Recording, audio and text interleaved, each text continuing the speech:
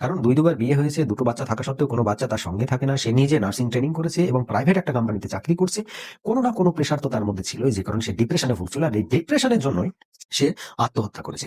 কিন্তু এনসিপি, ওই যে ডক্টর মোহাম্মদ ইউনূসের তৈরি করা একটা জোকারের দল, সেই জোকারের দলগুলো কি বলছে?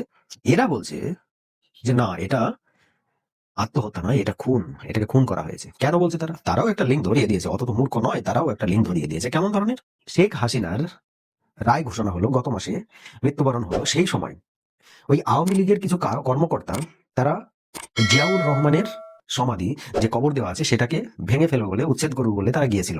আর সেই জায়গায় এই এনসিপির কয়েকজন এবং তাদের ওই সমন্বয়কদের ক্যাডার যারা রয়েছে আর কি, তাদের আশেপাশে আরো তো বহু চেলাচামুন্ডা রয়েছে, তারা গিয়ে কি করেছে, একজন ব্যক্তিকে বেধড়ক মারধর করেছে এবং সেই ভিডিও ভাইরাল হয়েছে।